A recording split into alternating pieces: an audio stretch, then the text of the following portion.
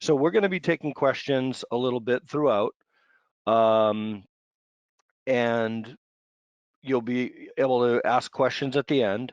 And I'm going to speak first, and then Billy will give some information about National Law Review and kind of dig deeper on some of the things I'm talking about and how, how to implement some of the things I'm talking about philosophically. Let's see. Okay.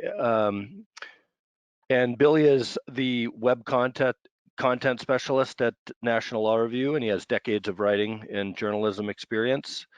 And I own an agency, and we do digital marketing and have a recent book, digital marketing book for law firms, content marketing and SEO. And okay, so we'll dive right in.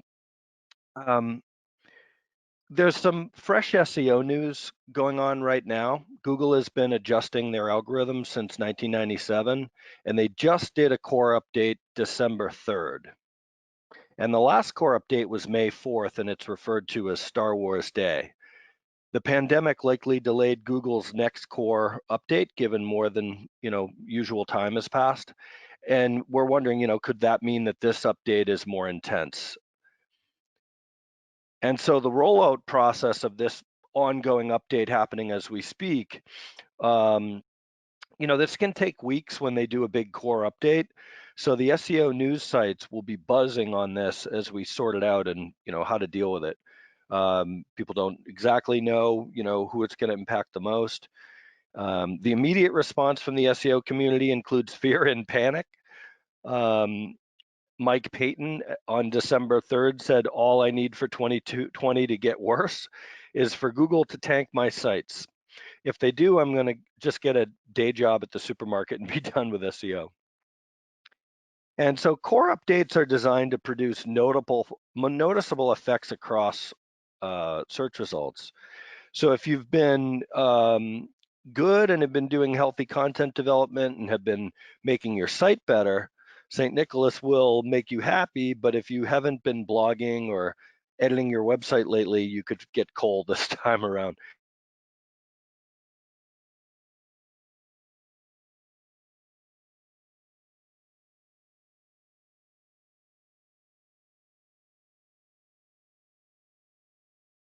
But broad core updates and all updates are just part of SEO in the process, and we can build thought leadership at the same time.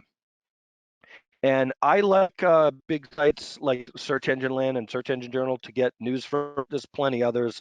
There's actually a search engine weather report site that shows sort of the day-by-day update of what's going on. But check those out to keep on top of changes. And of course, check out your ranks with tools like SEMrush and look at your analytics for dramatic changes in organic visits. And in case you missed the first webinar here, you can see a few slides to get caught up. And if this recent update, this December, isn't enough to rock your world, in May of 2020, there's another one coming. And Google announced it's about page experience. And that represents a significant shift in SEO where, Google doesn't usually reveal much about algorithm updates, but now they're giving us more of a action plan to follow. And so what is the Google Page Experience Update? According to Google, it is a new signal that combines core web vitals with our existing signals for page experience to provide a holistic picture of the quality of a user's experience on a web page. Core web vitals relate to load time and visual page stability, and the existing signals for page experience are mobile friendliness, safe browsing, HTTPS security, and intrusive interstitial guidelines. Intrusive interstitials are essentially annoying pop-ups. Combined, that gives us 7 search signals that make up Google's new understanding of page experience set to launch in May of 2021. And while you can't necessarily optimize directly for all of the recent algorithms or systems, you can put your best foot forward with high quality content and using this webinar series.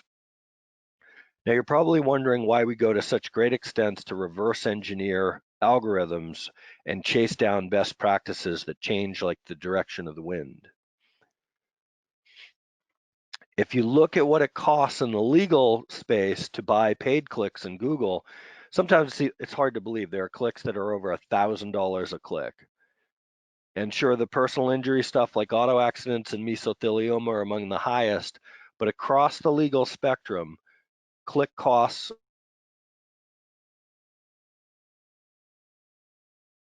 are so high that you may not be able to afford to buy them unless your website is highly conversion rate optimized.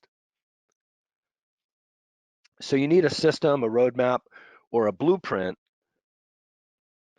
that you can follow with conviction, because it's going to get bumpy along the way and you'll be tempted to give up. And giving up way too soon before you reach the top 5 or 10 in Google with volumes of content is one of the biggest mistakes you can make. Kind of like training for a marathon and being the first to the finish line, but suddenly stopping at Dunkin' Donuts while everyone runs joyfully by. And FindLaw is one example of a website that is reaping the rewards of massive search rankings. They have 2.7 million keywords ranking in Google that if they had to buy as Google ads, it would cost 30 million every single month. And that is up 400,000 keywords January. We did a webinar and had this similar slide, and $3.9 million per month in traffic value. And I see someone mentioned in the chat that is that May of 20 or 21, and Google announced the page experience update in May of 2020, and then they've told us we have 6 months, a little less than 6 months now, because they just let us know, to prepare, and it's launching in May of 2021, so this upcoming May. So you have some time to get your site together with page experience and mobile load time and things like that. And Billy will talk again a little more in detail on that. And Mint's a law firm has 68,000 keywords worth 87 grand a month. And that's up by 17,000 keywords and $500 per month in traffic value, again, since January, when we ran this similar slide before. And it's in this context that the barrage of info you'll get today will be worth digging into for you and or to pass off to your team. So the 2021 search engine landscape has the following 7 components: content, user signals, user experience, now including the new page experience factors, technical SEO and the new core web vitals factors, social media marketing, link building, and brand signals. And all of this, by the way, will make your website better and make paid ads go further and protect referrals. And in this series, we'll look at all of these as part of a 9-step action plan to be consistently successful with content marketing and SEO.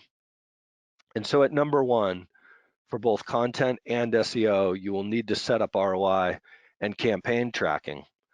You should look at metrics like the number of leads, from what sources you get visitors, search versus social versus direct traffic, bounce rate when people visit only one page and leave, ranking positions in Google, errors such as broken links or pages.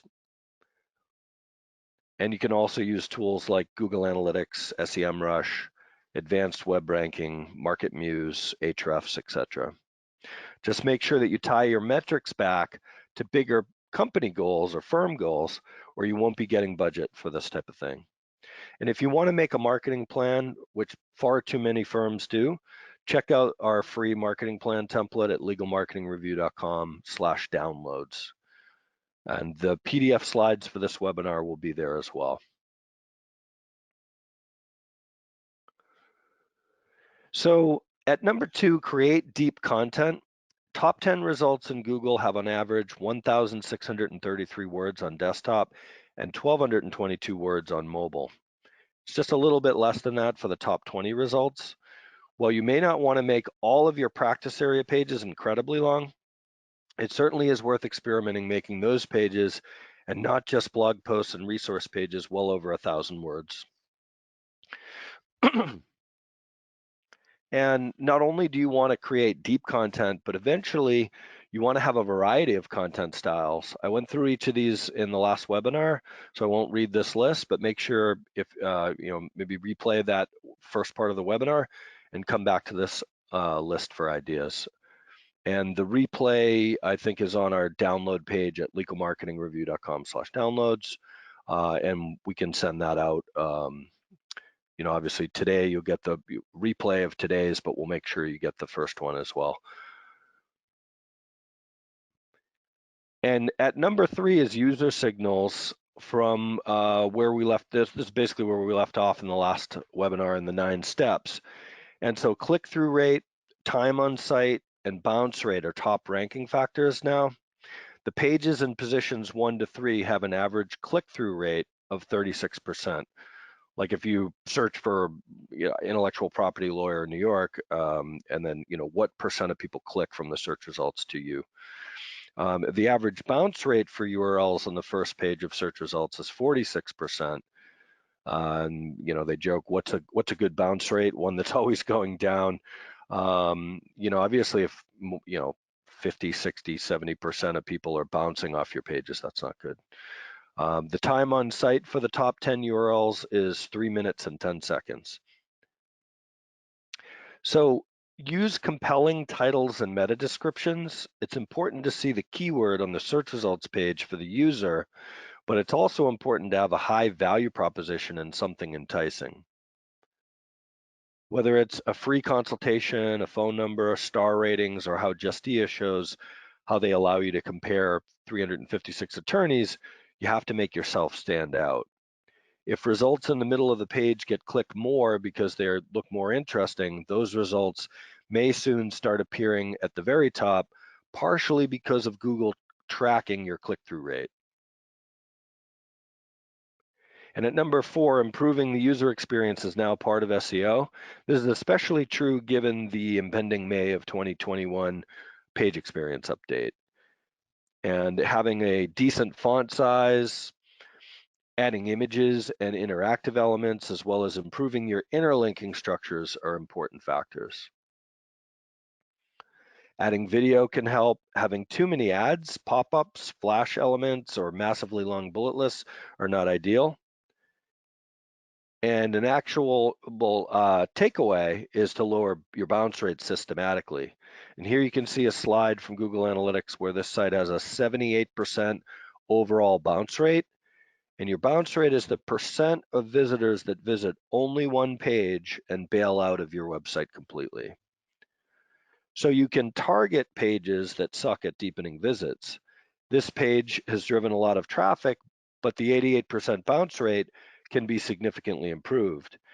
If you sort by the most visited content in Google Analytics, you can get to the important pages to review quickly. And here's an example of a site with too many ads. And Ropes and Gray has a really nice website, and I noticed recently they, since 2017, they did some fine tuning, such as breaking up the older dense paragraphs into smaller chunks. They also did a nice job incorporating video. And as I mentioned in the content section in part 1, it's also important to have clear calls to action, including top of the funnel offers. Having ebooks or interactive elements like quizzes can engage and capture visitors in an early buying stage. Providing users with the next steps on how to work with you or learn from you can improve their experience, but Google may also reward you for a more action-oriented site. It's sort of one of the more fascinating things right now, I think, about on-page optimization. We're not just putting keywords in a page, we got to think, what does Google really expect people want when they search for a certain term? And then you have to, do they want an action-oriented site? Well, if you just have boring text, you'll need to change things up. And so make sure to sprinkle in links in your text related, for related pages using descriptive anchor text. And having a strong color can help those interlinks stand out.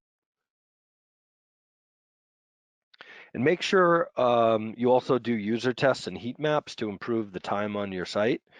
Usertesting.com allows you to watch a visitor's as visitors attempt to use your site and speak into a microphone to give you feedback. And watching customers use your website can be shocking. These types of tools are a lot of fun to check out, but kind of scary too when you see people reacting in ways you never thought they would to your website. Crazy Egg, Hotjar, and Clicktail give you advanced heat maps to determine where users are going and clicking on your site. If your calls to action are in a zone that doesn't get clicks or engagement, you can test moving them up into the hot zone. And at number 5, here are the basic technical SEO factors. To keep it practical, I suggest you try a tool like SEMrush, and that lets you set up a crawl of your site and receive a list of technical issues and errors, and then you can dump those into Excel and give them to a developer and work those out. Hopefully a developer that understands SEO. And having an HTTPS secure and fast loading site free of broken links without duplicate content and that is mobile friendly is critical. This will also be part of the Google May 2021 page experience update via what they are calling Core Web Vitals. You should fix too long, too short, missing, or duplicate title tags and meta descriptions and make use of H1 and H2 tags for clear headings on your pages. You can see a more complete tech SEO list at legalmarketingreview.com/downloads. And when a user clicks on a page of yours that no longer exists, they get an error page. You can make your own custom 404 error pages. This page doesn't exist. You know, some of these are pretty humorous. Sorry, this page may or not bite. Just a few examples there. And Google Search Console is something that Google gives us because they want us to improve the crawlability of our pages, have us reduce broken links and various errors. So set it up and use it regularly. And this slide from GTmetrix shows a website with really poor mobile grades, and it gives recommendations for the developer. There are some WordPress plugins that can be helpful to improve mobile optimization if you're on WordPress, but it's usually something you want to get help with because some of the, quick image smushing tools or, quick ways to use a plugin to just zap your site and make it faster aren't, they're a Band-Aid. Band-Aids do work, so they're not a terrible solution in some instances, but there are other things that really should be corrected more at the core level, such as if you have loads of images that are all huge, why wouldn't you edit those in Photoshop, reduce the size to the appropriate size that it's actually displaying on the page, reduce the image quality to a reasonable internet level versus an original massive image, and then set all that kind of thing up, clean up the code in advance, and then if you go and use those squishing image like WP Smush It or whatever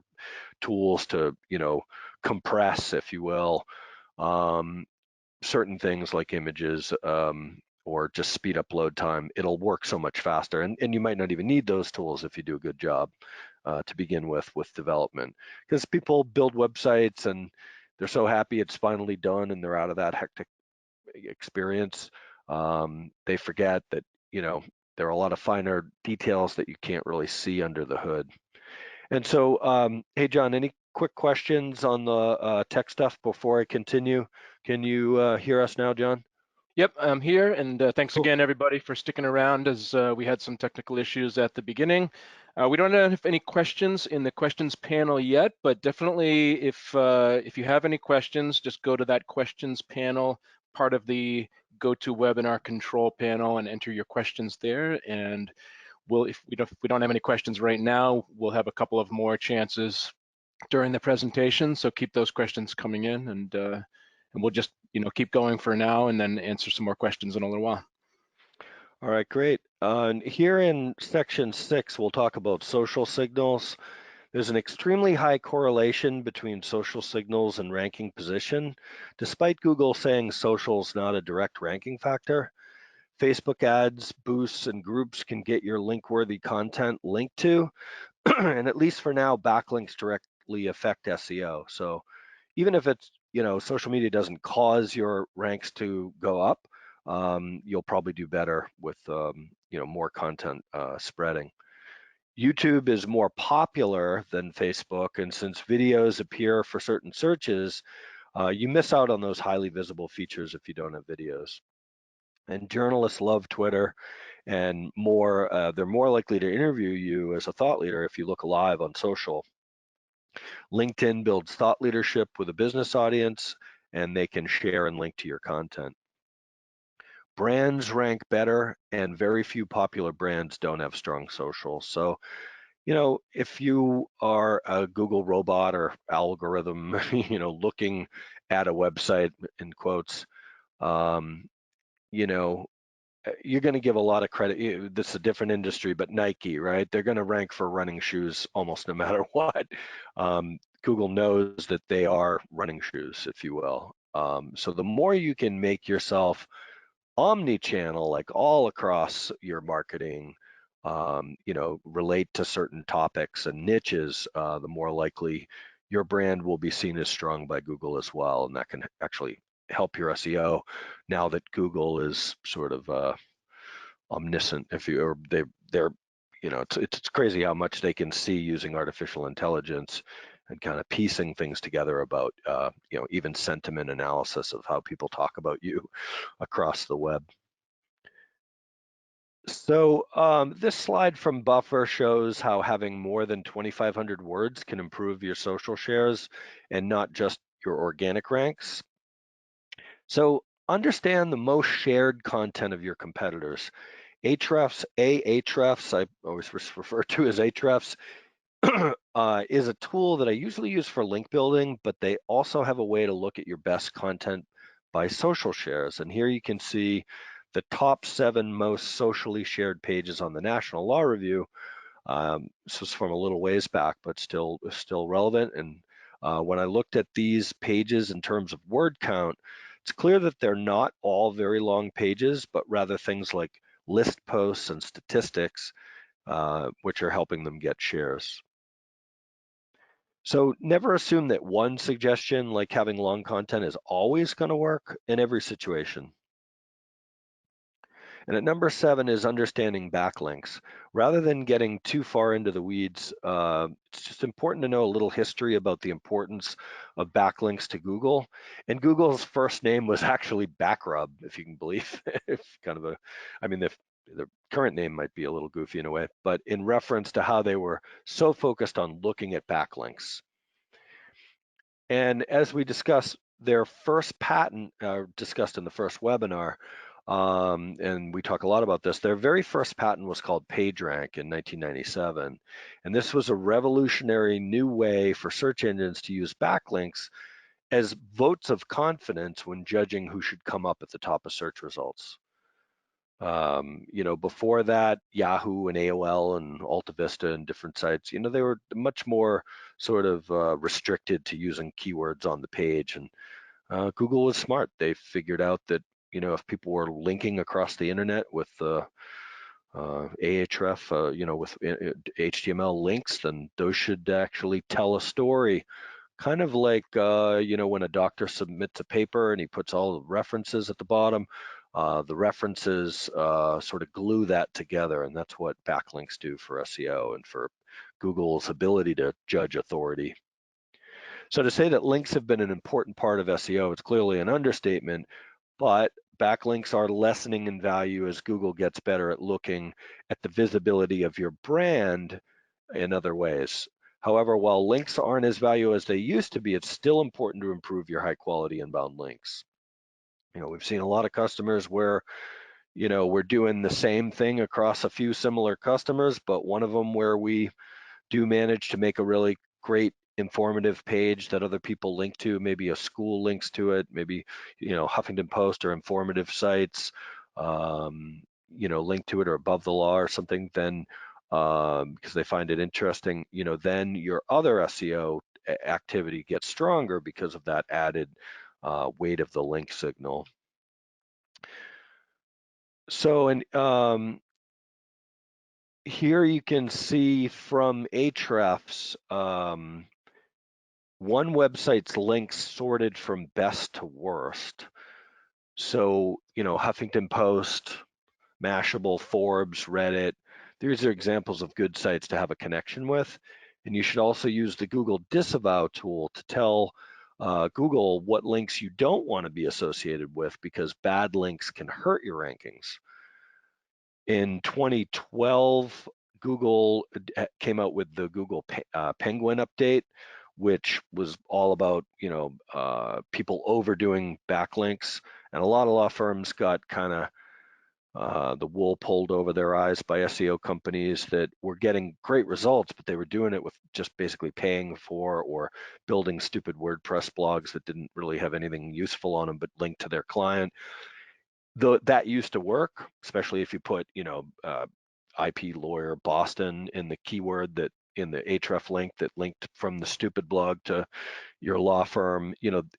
That anchor text was enough when Google wasn't that smart to send a powerful signal, and ranks went way up. And then eventually Google had to shut that down, which was smart because it was not really sustainable to have that kind of stupid stuff going on. And they did with Google Penguin. They shut it down, and now it's up to you to use the disavow tool that Google has given us to be a caretaker of the people linking to your site. So not a lot of people even think too hard about that, but as you'll see, we'll go into it a little more possibly when I show a little more about Ahrefs later, how you can do that.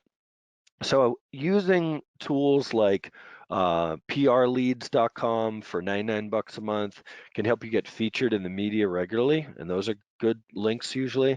Helpareporter.com is also good, but there are hundreds of thousands of people competing for journalists' attention in the free version. But doing PR in general can get you links. Just don't overdo it or do cheapo press release submission for the sake of SEO. And so here are the National Law Review's best pages by backlinks.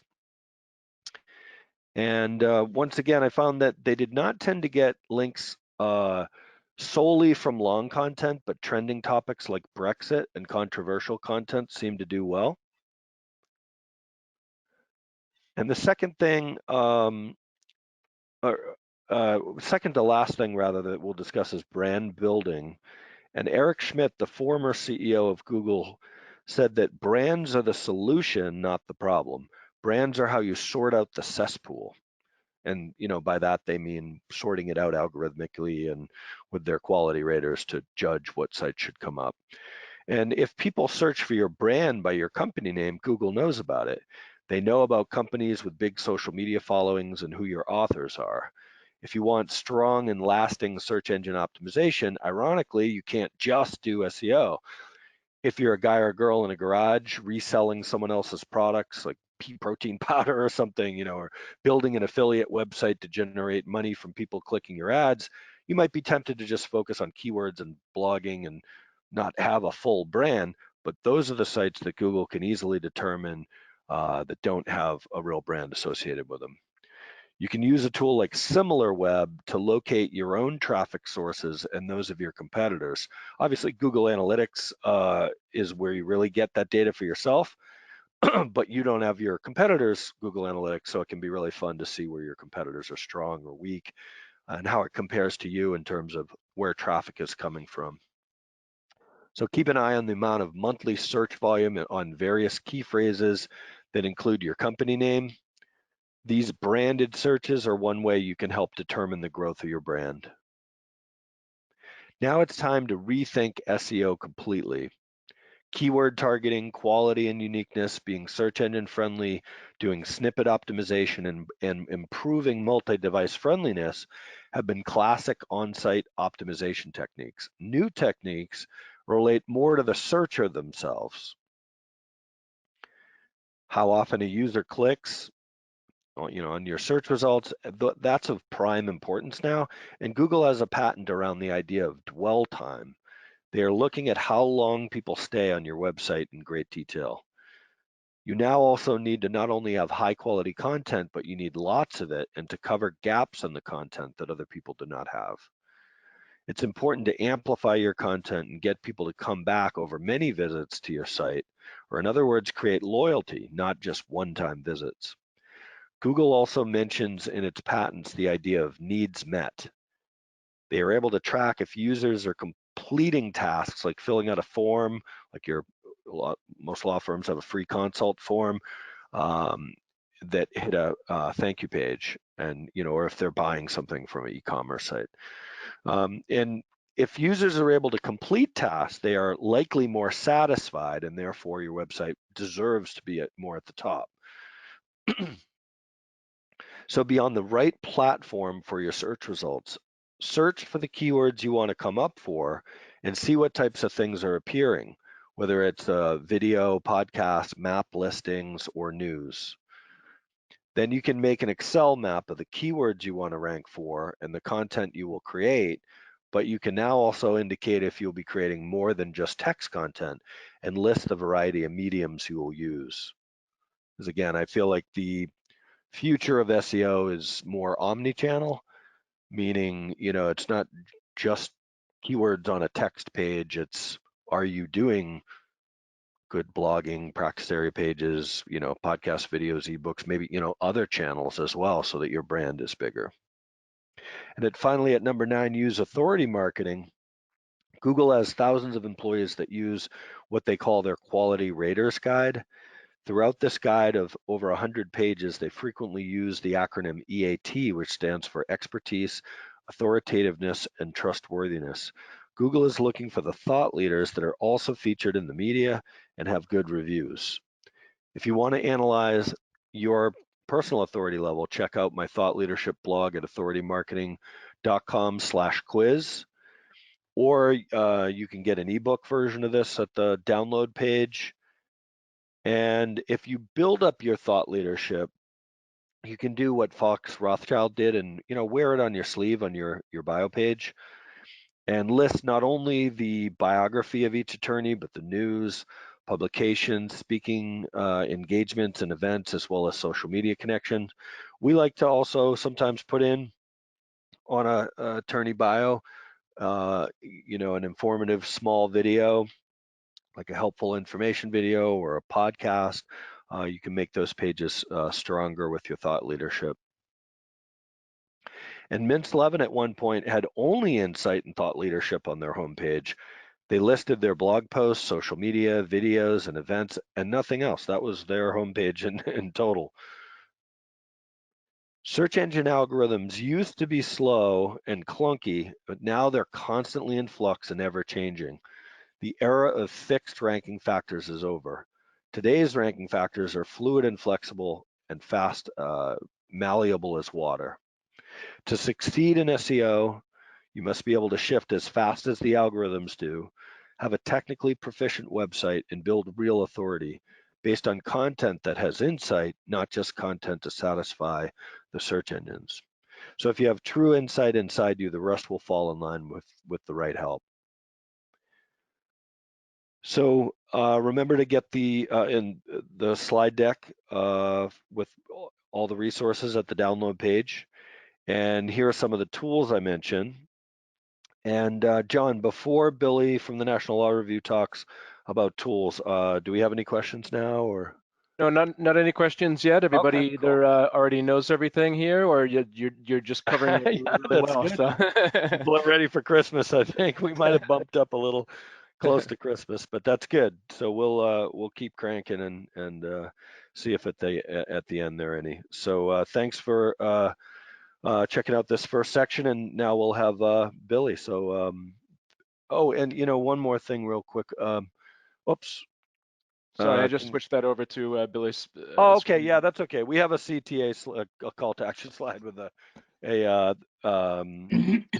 that'll come up later. So take it away, Billy. Go ahead. Hey, welcome everybody. Thanks, John, for the introduction and all that insightful information. So as we're probably all thinking now, SEO can become pretty complex pretty quickly with so many things to keep track of, so many things John went over that were so valuable, but also things that you constantly feel like you have 17 different plates spinning at the same time. It sometimes seems. But what I find, like with most things, if you break things down into steps, they become much easier to keep your head around. I found that having some concrete real life examples can help you bring everything into focus a little. So I thought that I'd run through what we do at the Law Review, National Law Review. Also, we'll refer to that as NLR throughout this. Every day to keep our SEO going. Through days where we publish anywhere between 50 to 150 articles, we definitely have no trouble keeping the NLR site full of rich, relevant content, which, as John pointed out, is the most important factor really to driving successful SEO. But the constant optimization of that content is where the real results come from. The first few things I want to discuss are on-site SEO practices that each of our content editors, publishers, and web managers do every day for every article all the time. 1 second, just there. Hit the wrong button. Yeah, that's good. I can see it now. Good job. One of the basic components of good on-page SEO really still boiled down to keywords and keyword phrases. You know, that's the most constant. That's what bots are searching for. This is why one of the first things we do with every article we post on NLR is to identify the most relevant, strongest keywords and keyword phrases within the articles, and to make sure they're featured in the places search engine spiders tend to look for them. Titles, headers, image alt text, and meta tags. Once we've collected a good inventory of the most descriptive keywords and phrases that support the context of the current article, we make sure they're repeated and enhanced in all the right places. For us, using our publishing process, this means making sure all of the pertinent phrases and keywords are repeated in the page title and meta description, which is what search engines show in SERPs, that line underneath the actual title. And with roughly 275 character limit, we've learned pretty quickly to keep that short. It's pretty important to understand that, you know, you only have 275 characters in that little description of where your users are finding you to say what that page is about. Going over that and it's just gonna shorten it and it may not make sense. And so we've gotten pretty good at keeping it right down to 275 or less characters. We also make sure to mix in related keywords and keyword phrases to make sure the content is more searchable by related queries. In other words, if you're looking for divorce or if you're looking for custody battle, you know, hopefully the same page is going to come up because we've put in custody battle on a divorce story, if that makes sense. And by the way, here's a pro tip.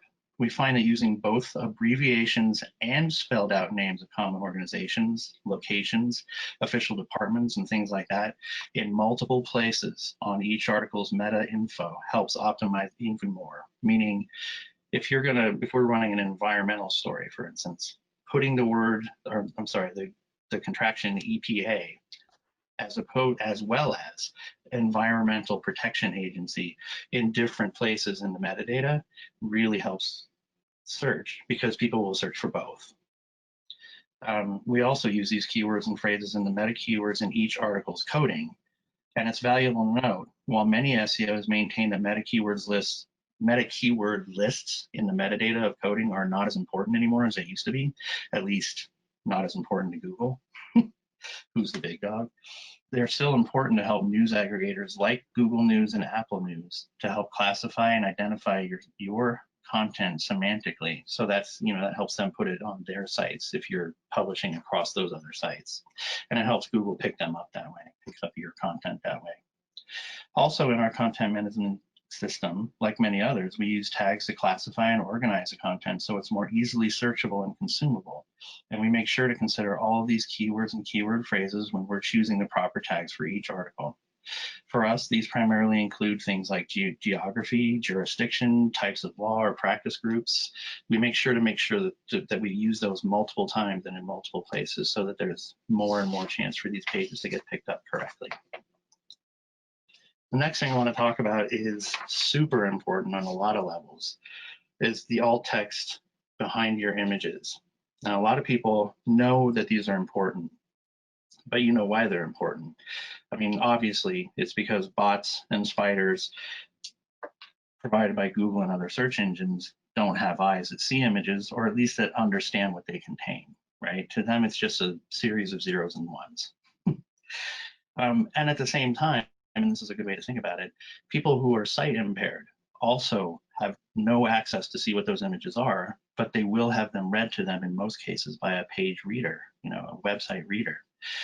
When you consider that as much as 26% of your audience probably does have a disability, and the majority, or not, maybe not the majority, but a large portion of those are sight disabilities, that's a big deal. That's 26% potential of your audience that might face some sort of blockage that they can't see. So it's important that, one, you have alt text for every one of the images in your content, and two, that alt text is fully optimized and user friendly.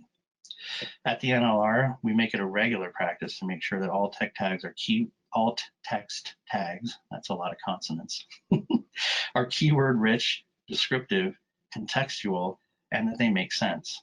One of our guiding principles is the picture says 1,000 words adage, which makes it kind of easy to think about it. And you may as well make those 1,000 words relate directly to your content. For instance, be creative, be specific.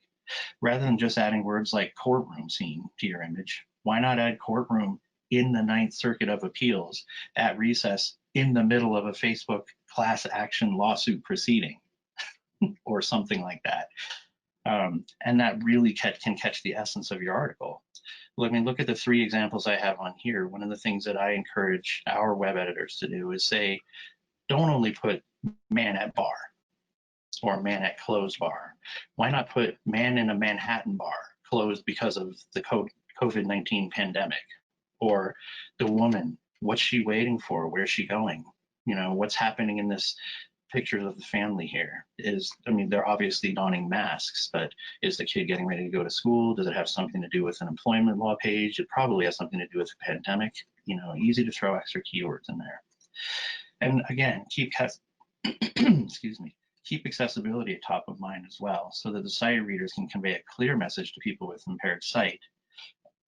And also, when you think about it, so the spiders and bots can also collect semantic context from all of your images. Next thing, and John actually mentioned this a little bit before, is long tail keyword text linking, something that we do increasingly now. We just really put a shot in our arm with this a couple of months ago. We did it pretty regularly before and then had a bit of turnover and had to retrain people in how to do this, but it's really important to keep in mind that this is one of the tried and true SEO best practices. Helping users find more, besides the fact that it helps users find more information while navigating your site, the links also help increase the time they spend on your site. At NLR, in every article, well, almost every article, we try to find keyword phrases that are relevant in that article that are also linkable to other internal pages, which is basically the way John described it to you before. What we're trying to do, for example, let's say in the story to the right here, is since it's on divorce, we would likely link the phrase divorce rate spiking or divorce rates to our family law, estate planning, and personal injury legals news pages, leading readers to more recent information about divorce and more importantly, to more firms talking about that, more firms that have thought leadership in divorce and things like that. Another option might be that we would lead them to our family law, divorce, or custody type of law page for an even more targeted subject matter. Since it's divorce, they might not be interested in, for instance, in estate planning. Who knows? We tend to look for long tail keywords and phrases in the early part of these pages, meaning above the fold, to take full advantage of the focused attention most readers show when they start an article, rather than having to decide to scroll, or sorry, before having to decide to scroll further down the page. So generally don't pass like the 3rd or 4th paragraph when we're trying to link. We find that the ones that are further down don't get as much action. The next thing we do, and John actually just towards the end showed a bio page. Bio pages are incredibly important to us. We organize a lot of our internal content based on who has written it, because of course we're trying to feature thought leadership of these different lawyers, right? Since nearly all of our authors are successful attorneys and many are thought leaders in their field, we want to help show that off with these pages. And these pages serve our SEO as well, because they're always rich with relevant keyword rich and semantic content, which we enhance by design every day.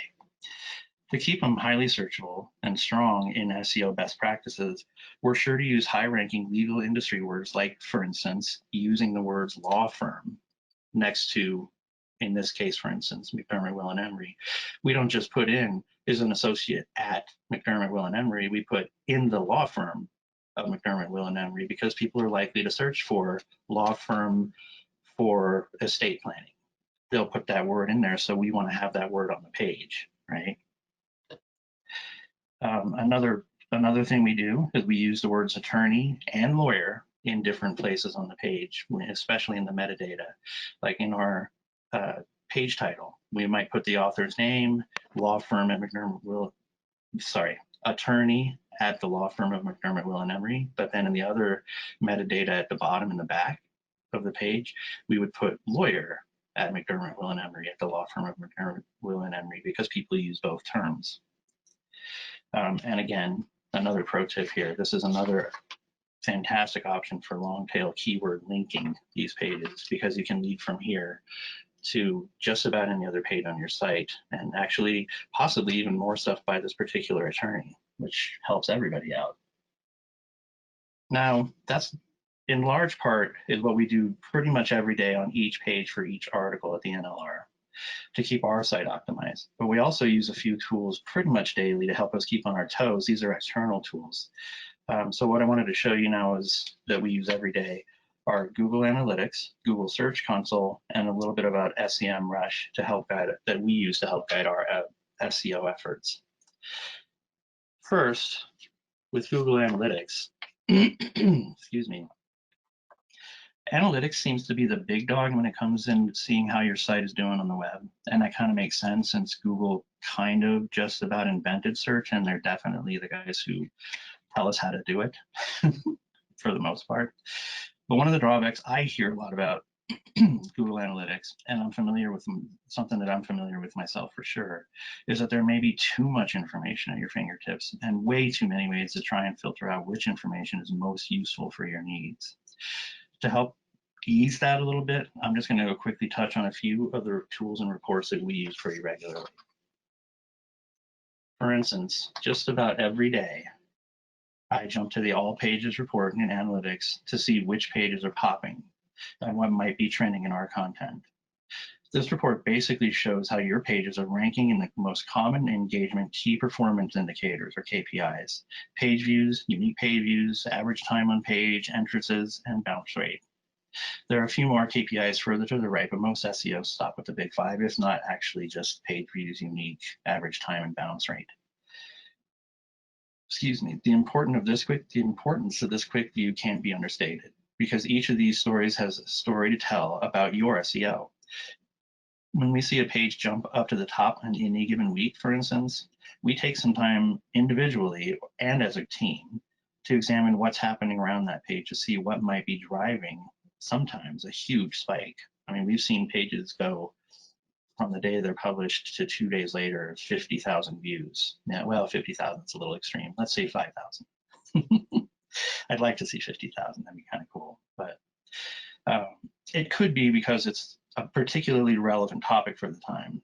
Right now, for instance, I'm thinking about stories covering vaccines and employment requirements, which is hugely popular and important at the moment.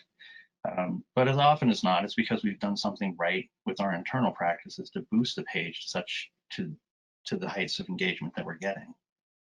This gives us an opportunity as a team and individually to look at all the things we've done in optimizing the page and to figure out whether or not we want to actually add a new best practice to what we do all the time, or how we can focus what we did on this one and replicate it to other ones, or whether it's something that probably just didn't really make any sense and it may, the popularity of the story might not even have anything to do with what we've done. It might be, like I said, a popular story. And it does get kind of fun to play sleuth when you're looking at the back ends of these stories and then analytics to try to find which keyword phrases or linking strategies or whatever that helped us shoot it to the top. And sometimes you get a little pat on the back, you know, if you're the one that published that article, did it right.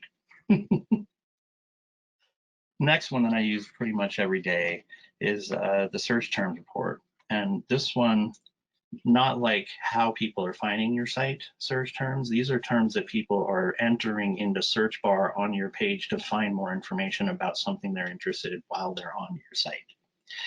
So this is important because it represents a way to keep people on your site. So that's extending that time on site KPI, right?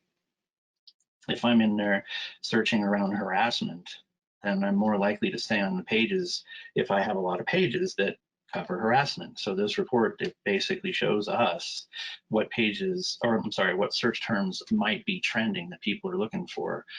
This gives us an opportunity to make sure that we're optimizing for trending topics. It also gives us an opportunity to sometimes consider what kind of content we might want to focus on when we do our own internal content. If something's coming up like Supreme Court tends to go through cycles, we do more stories on Supreme Court, and they always, they always get eyes. So this gives us an idea of what we can do to get that to get that content seen and found more simply. The next one, quickly, is that we track keyword performance. Now, this is the other one that you see how people are coming to your site. This is what Google is saying. These words are the ones that are leading to your site most. And these are the ones that if you're working in cost per click, or PPC, pay per click, sorry. If you're working in PPC, these are the ones that you might start to use to build your campaigns because they're working, or that you find out that you didn't know were working,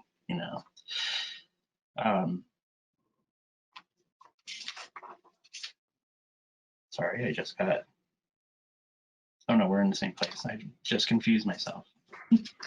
A lot like the search firm reports. I'm sorry, in the earlier days of SEO, there was a lot more information in these reports. Before, Google had to hide information on searches from people, not allowing permission to the search giant to broadcast their searches, because as of 2011, they shut down and everything is now encrypted. All searches are encrypted. So if you don't have permission, or if you don't give Google permission, they're not going to show people what you use to get to your site, what word you use to get to your site. That's the explanation for the not provided at the top. And that was a big day in SEO. I remember that day really well. The next one, the set results, represents traffic, and this is another important distinction, represents traffic that didn't come to your site necessarily by a specific keyword, but may have come to your site by another campaign method like an email, or it's a direct one, a direct hit, like they just typed in the URL. Or they may have been referred to by Facebook or something, but not by a particular keyword that you might have been promoting with your PPC, for instance. In any case, this is still a really valuable tool to show what is trending on your site as far as how people are finding it, and things that you might, and keywords rather, and phrases that you might want to focus on to continue optimizing better. And the last one for Google Analytics, we like to jump into this location engagement report because it shows us where our content is doing well. And that, to us, a lot of that is a factor of the kind of articles that that we are publishing. Like, we tend to serve a lot of lawyers in Illinois because we're based in Chicago. I mean, we're spread out across the US as far as where our people work and how we cover, but we tend to get a lot of stuff from Illinois. And of course, everybody gets a lot of content from New York and California, and the coastals and the big cities and things like that. This gives us an idea of where everything is coming from, where our search traffic is coming from, and which portions of the country are reading our stuff more than others. Now, by extension, you in your firm might use this report to guide campaigns for places where you're either lacking or surging in engagement. For instance, if you find all of a sudden that you're getting a lot of traffic from Arizona, might be a good time to set up a campaign for advertising in Arizona. Who knows? If you have that kind of nationwide reach.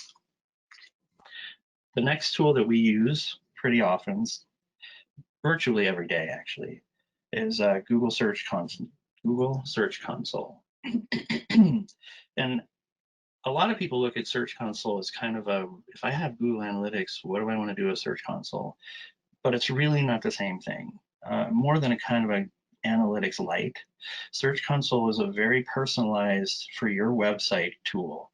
And one thing I like to say, it enables Google to tell you pretty much exactly what Google wants you to do to make your site show up more.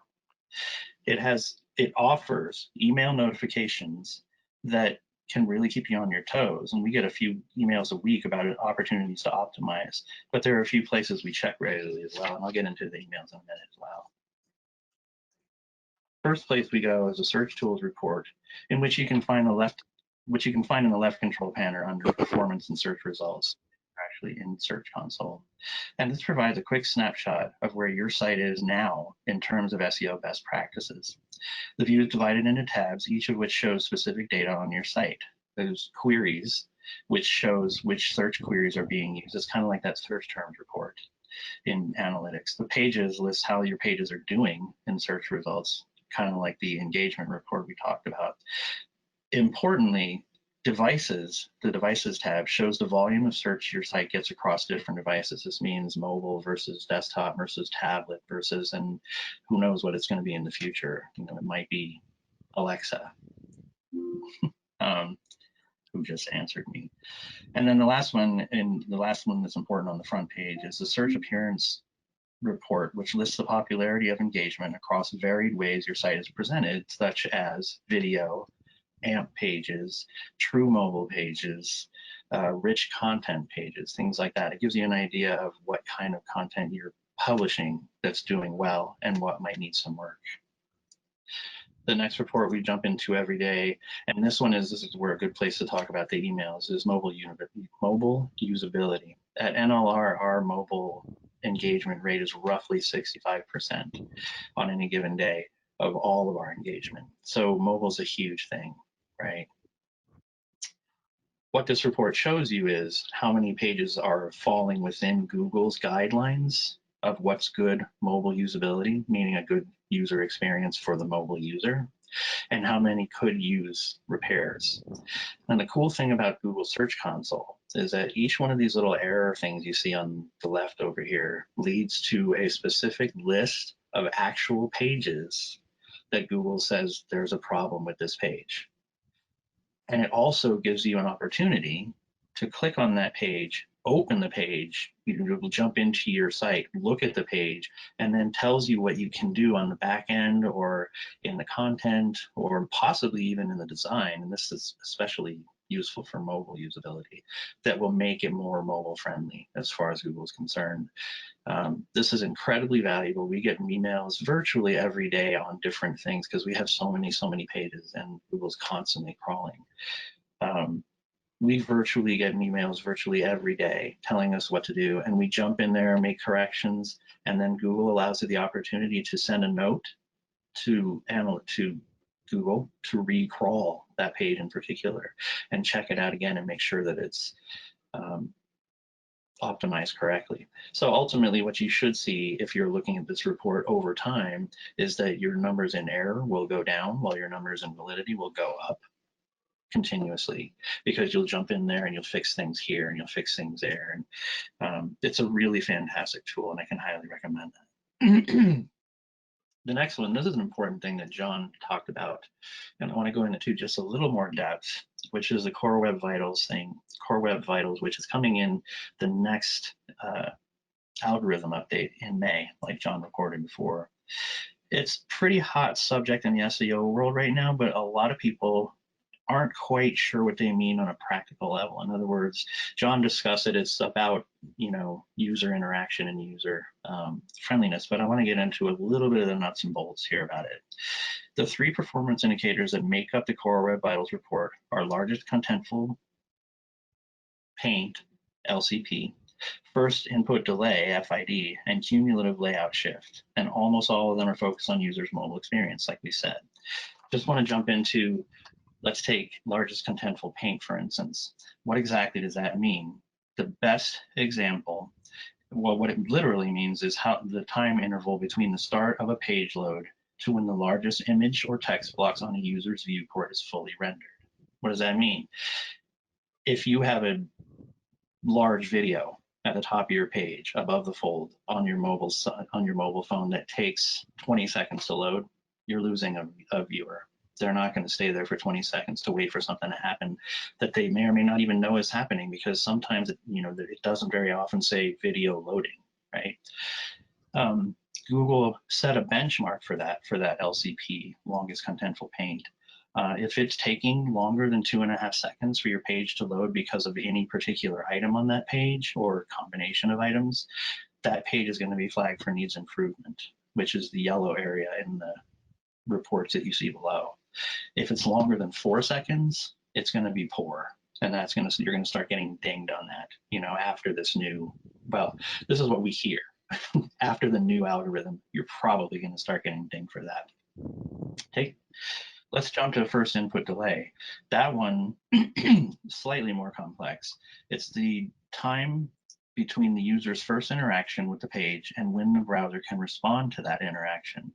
This means essentially and practically, as a page is assembling on your mobile phone, how long does it take for the page to respond to clicks or scrolls or keyword input processing or something like that before it actually does something? And we're taking the example when you're filling out a form, like a email request form, email e-newsletter request form. If I'm on my phone and I click the button that says submit, how long is it going to take for that button to actually produce the thank you page that says thanks for subscribing? Google says that if it's longer than 100 milliseconds, it's going to need improvement. And if it's longer than 300 milliseconds, you're going to be dinged because it's poor. So pretty important numbers to keep in mind. The last one is the cumulative layout shift, and this is the most complex and most consistently misunderstood in my experience. But I think the funny thing is everyone is familiar with it. It's the frequency of unexpected layout changes and the web page's overall visual stability.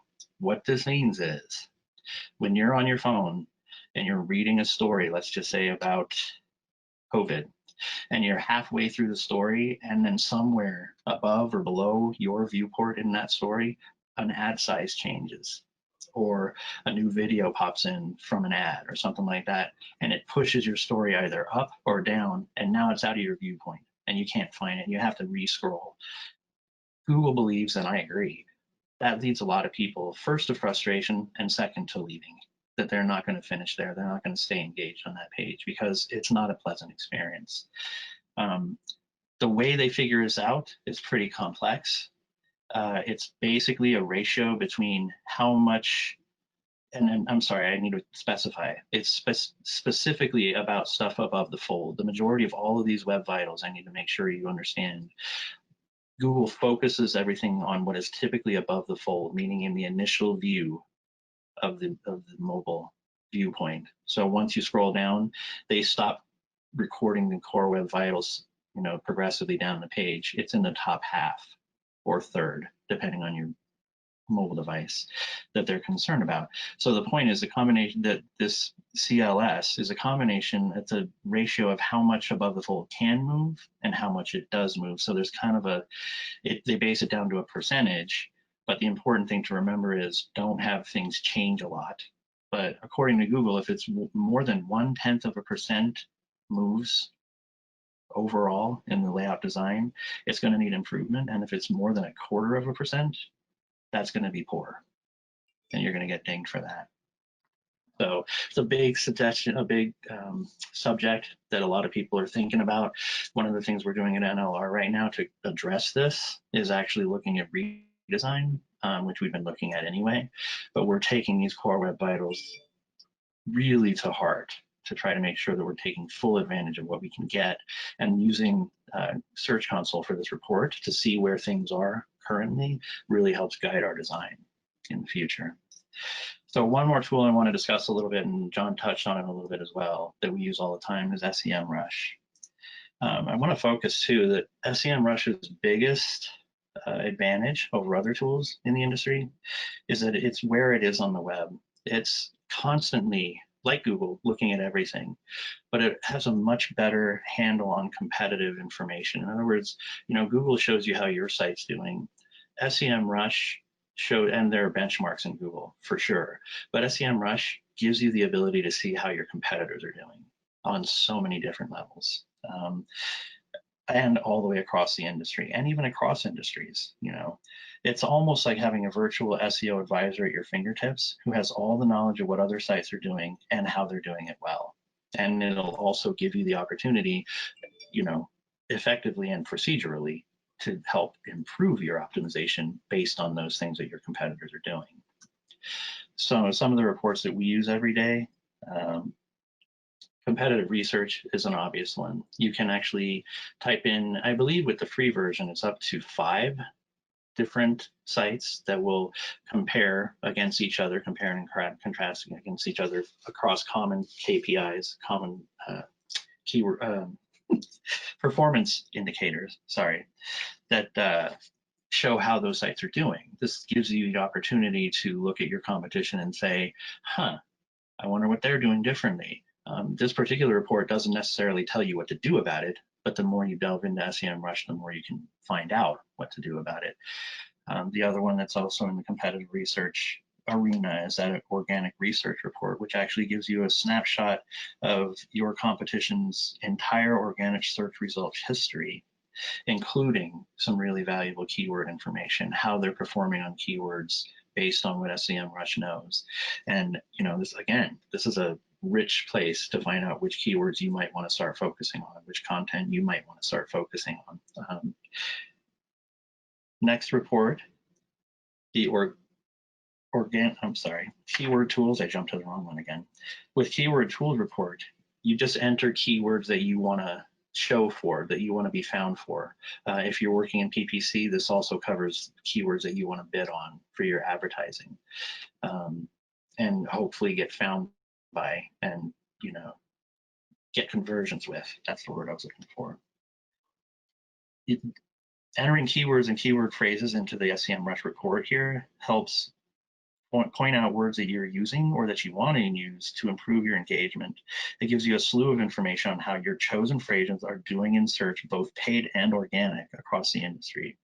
You also get loads of information on adjacent related keywords. Like I typed in legal here because that's a word, it's a single word, which is hard to rate for anyway, but legal because everybody in the world uses it. But they'll show you things, Legally Blonde is a little different. You're not trying to sell that movie, but you might be trying to show up for, is marijuana legal in California? Is weed legal in California?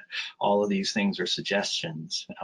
In that particular column, it's questions. What questions are people typing into search to find out about something legal? In this case, the legality of marijuana. These are kind of things that can guide you in many different directions, and we follow this stuff. We don't use this report necessarily every day, but at least once a week I'll jump in here and we'll go through and see some things that are trending from this report.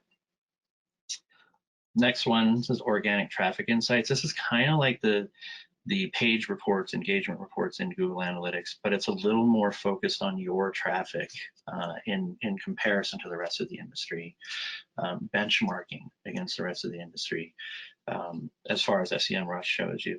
Now you can open up these pages and apply what you learn, what SEMrush is learning from these pages, to other pages in your site. The more you get to familiarize with how you get high scores here, the better it's going to feel the way that you organize your content going forward. And that's how we use this, is to get an idea of what's working, why it's working, and what's not working, and why it might not be working. And the last one I wanted to talk about, John talked about this too towards the end of his talk, was link building. And link building seems to be sort of falling by the wayside in SEO as an important tool, but I tend to disagree.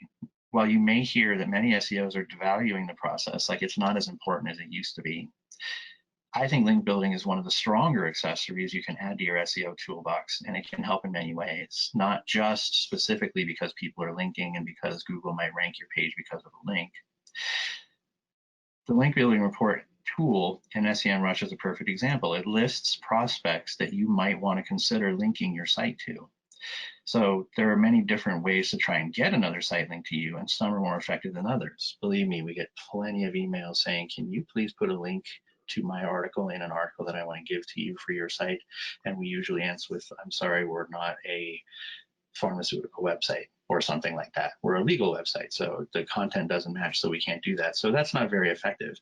But one of the things you can do with SEMrush is you can actually add these pages to your link building profile, which is another project page, and it goes in a little more depth than we're getting into today. but you can build a plan to get this website to link to your website. Now, getting a link to your site from a highly popular and influential site will definitely help improve your SERPs, for sure, and it helps your SEO. But consider this, even if the site doesn't link to you, developing an online relationship with that site, a big site, a powerful site in your industry, it can also help your reputation, at least as a source of thought leadership. The more you interact with them and the more that you get used to what they're doing, you can copy what they're doing, not copy, get inspired by what they're doing with their site, and what makes them the thought leader that they are. I always think of link building as going to a party filled with potential contacts, professional and otherwise. I mean, there are bound to be people there who share your interests on all kinds of levels, and there are many who would benefit from your viewpoints too. So you can either mingle through the party and make connections that may turn into something lucrative for both of you, or you can sit along the sidelines and just watch. I mean, that's what I think is important about link building, is that if you're not doing it, you're missing out. If you're doing it, SEOs and the profession tends to think that it's not as important as it used to be. But I think if you're not doing it, you're definitely missing out on an avenue that can help you and the people that you're potentially linking to. Okay, that actually wraps up my portion of today's webinar, and I really appreciate everybody's time and attention to all this. And I know that some of the stuff got a little bit in the weeds there, especially with that Core Web Vitals stuff and things. I'm glad that you let me give you some insights on this and what we do at the NLR, and I'm looking forward to your questions towards the end of the webinar. And with that, I'm going to hand it off to John. Yeah, thanks, Billy. That was fantastic. Great details. And yeah, we're pretty much going to wrap up. I have a couple other slides that I might show. Are you still the presenter, Billy? Because maybe you can just, John just passed it to me. Okay. All right, let me make my screen full size. And we do have a couple of quick questions as well, if you want to do that fantastic. first. Yeah. Yeah, go ahead, John. Yeah, so Stephen was wondering, and I can actually maybe take this one first, and then if you have any other thoughts, John or Billy, feel free to chime in. Stephen was wondering, do webinars like on GoToWebinar linked to our website help with SEO? So having a link from another site obviously can help your site a little bit, but just from a general sort of site like GoToWebinar, that's not really related to topic-wise to what your website is about, won't really help too much. But there are some things that you can do with webinars that would help with your SEO. For example, you can get testimonials from your webinar participants and then add those testimonials onto your site. That can help with your conversion rate on your website, and then that indirectly can help with your SEO. You can record the webinar like we're doing today and then get that webinar up on YouTube, and people can find that webinar on YouTube search and then find your website from there when it's linked from the YouTube video. You can also embed that YouTube video on your website to help with engagement as well. So recording the webinar is a good way to use that. You could also get a transcript of your webinar. A 60-minute, 1 hour webinar could be 8,000 to 10,000 words when you get that transcribed. Put that up on your blog or somewhere else on your site, and that's a lot of content there that Google would be able to read, and that can help with your SEO rankings as well. Any other sort of thoughts on that, John? No, I thought that's great. Yeah, and then Stephen had one other question too, kind of related. Will articles written on our blog, which has a link to and from our website, help with SEO, or do we have to duplicate the article on the website? This is an interesting case because I think what Stephen is saying is that he has a blog that's on a separate domain name from the website. So, you certainly wouldn't want to duplicate the article and have it in both places. Google doesn't really like duplicate content, when you just take content from one domain and put it on another domain. But in the case where you have your blog on a separate domain from your website, yeah, linking back and forth between your main site and your blog would help a little bit. But in general, we sort of feel like if you have all that great content, why not put it on your main site, on a blog that's on your domain name? because then it will help people to, help that content to come up in search on your main website, and then people are landing on your main website. Again, any other thoughts on that, John? Yeah. So there's a couple schools of thought on that. We do that with clients that wouldn't have the energy to have two sites. If you did have the energy to have two sites and you owned intellectual property, castle.com or something, it's like everything about IP law, that could be a really exciting site. And the blog is all focused on that one topic where, maybe IP is just one part of the firm, and then it's just a little more like all over the place on the blog if you're covering so many different topics. So there is a good case to be made for separate domains and blogs that are on a niche topic. They're super relevant to that individual topic. So that is a good thing if you have the energy. Because, yeah. Sorry. Go ahead. If we have 30 seconds, I can tell you what we do, which is we have ours under. It's a very similar situation. Our blog is under a slightly different URL, but one of the things that we do is we'll actually do the exact opposite. We kind of take things that are on the regular website and then feature them as a blog post, because we use the blog post to attach more directly or equally directly to social media things like longer form, like Facebook, things like that, but longer form social media sites. And I can't remember the name of it right now, it's escaping me, but that way we actually have the content going out in two different channels, our main website and more of a social media focused site. Definitely, I agree, you don't want to duplicate it, but linking back and forth and actually sort of, how's the word, like I'm saying, featuring content from your site on your blog, that really helps us a lot, we find. If you're going to put your exact article on two totally separate domain names, then you can use a syndication tag.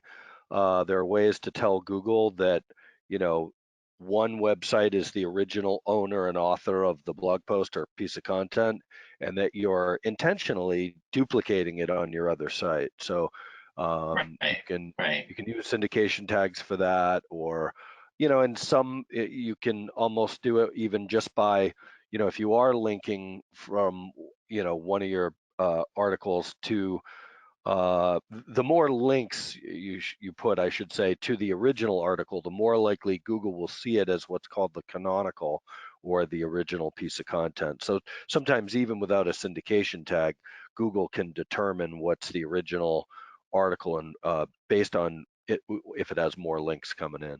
So anyway, I think it's a hot topic in blogging for law firms, because sometimes, again, you do want to create a separate site if your firm does way too, so many different topics.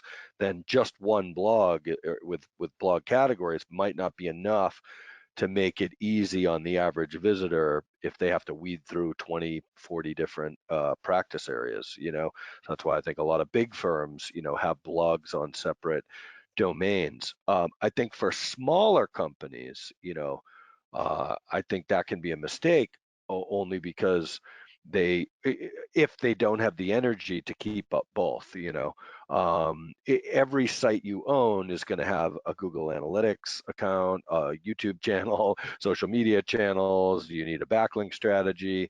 So it can be a lot of work to do it that way. Is one better than the other? Well, probably if you actually had a separate domain that's just on IP, yeah, and it's like intentionally like a big blog on that topic, that might kind of be the ultimate. But from a practical perspective, a lot of small firms probably better off starting by just, blogging about their, a few different practice areas on one blog, getting the SEO benefit out of that. And if they get the hang of that and they're really blogging and doing a lot of content, then you can start to think about, okay, maybe we do have the energy to actually siphon off, not just have content on the main firm website, but have a blog off as well. So complex answer, but there are some moving parts to it. Any other questions, John? Nope, that's it for now. And I know we're running over time, but did you want to take another minute and just point out a couple of other tools? Yeah, sure. We also have a free competitive analysis offer. If you send us 4 competitors and your domain name, we can give you reports like we've been showing, and like Billy showed the competitive analysis reports from SEMrush, and do gap analysis where we show not only like this visual diagram of what site is doing better in organic search rankings, but the exact keywords. So give you a spreadsheet of opportunities where you might not even be ranking at all in the top 100 for a whole list of keywords that two or three of your competitors are commonly ranking for lots of things that you aren't. So that can be really useful. So we welcome anyone on the webinar to request that, and certainly just ask us any questions as well. There's my contact info. And I guess since we still have a little bit of people on that, and we're well past the hour, so appreciate you sticking it out. I will just share the last 2 slides for the people that have hung on this long. I won't go into much weeds, like a minute or 2 on each one. So the last 2 tools that I'll share are Screaming Frog, crazy name, but awesome tool. It's been around forever in the SEO world. And Screaming Frog, the way they named it that because it will very quickly rip through all of the links on your website and find everything. So it indexes or crawls like a search engine does from link to link, going from the home page and then just sucking up all the pages and blog posts and everything you have on your site and putting it into the tool. And all you really have to do to use it, to get something out of it quickly, is just open up the tool, and it is a paid tool, but it's not a fortune. You throw in up at the very top, like you're searching Google or something, you just throw in like mints.com, I put in there, hit enter, and then you can see all of these different columns, which is probably overwhelming, but for SEOs, we love it because we can break it out by, just look at the page titles, look at the H1 tags, the images, status codes. Is it a 200 OK status versus a 301 redirected page? Which ones are actual live 200 OK pages, or have they been redirected, etc. So there's a lot of great things you can do with it, but one of the simplest is just, again, throw in your website or your competitor's site, let it crawl. It's going to take a little while depending on the size of the site. If it's a 10,000 page site, it could take, come back in 10 or 20 minutes or something. And then you can go to the filter and do filter by HTML, which already will cut out the JavaScript that it crawled, the CSS, the images, the PDFs, the Flash or whatever stuff that's not a real, in quotes, page. And then you can hit, at the very bottom, you can hit export, put that into Excel, and then you can go in there and add a column for the topic. And this is critical these days, where we're trying to not only put keywords on pages, we're trying to build volumes of content around niche topics, or topic clusters, if you will. So if you're an intellectual property law website and you have copyright, trademark, different niche categories or word marks, maybe you want to really dominate for word mark lawyer, and you find that you really just have that on your IP practice area page. You don't have a page for it, so you might create a sub practice page for that niche thing, or a volume of blog posts all around word marks and word mark issues. And then if you look in Excel, you can see if you have or don't have URLs relating to word marks. And you can do the same thing with competitors to kind of compare you versus them. And if you see a competitor has 28 blog posts on word marks and you want to rank #1 for word mark lawyer New York, you're not going to rank with just stuffing that keyword on your practice area page. So content categorization in Excel is made easier with Screaming Frog. So that's an awesome use of that tool. Ahrefs we've talked about, and this is quickly, you put in the URL and then you click referring domains. This is just one of the things this tool does. It's a lot like SEMrush with it's more of a Swiss Army knife tool now as well. But I like to look just first at referring domains, meaning not just the links from, say, National Law Review links to me 50 times. I don't care as much about that as much as at first I'm looking at, how many individual websites, not the number of pages at those sites, how many individual root domains or referring domains linked to me. So this list is sorted by domain rating and worst to best. So toplawyersdirectory.com, not applicable, doesn't even have a domain rating. San Diego, oops, I just hit my screen. San Diego legaldirectory.com has a 0, like a really poor domain rating. Lawyersbusinessdirectory.com, lawyerbusinessdirectory.com, big veterinarian directory.com. So mints.com, for whatever reason, has big veterinarian directory linking to it. So those are examples of, potentially poor quality websites. You want to verify that the tool is accurate by looking at the website as well. And then if lo and behold, these are crappy websites, you don't want them linking to you, or unrelated websites that Google doesn't really give credit and may even ding you if you have too many, veterinarian websites linking to you if you're not a veterinarian. I mean, unless you do veterinarian law and there's a page about that, then it might be seen as okay. But this is where you would collate those worst of the worst links to start with, and then go into Google Search Console, upload a spreadsheet of those bad links to the disavow tool, which is part of Search Console.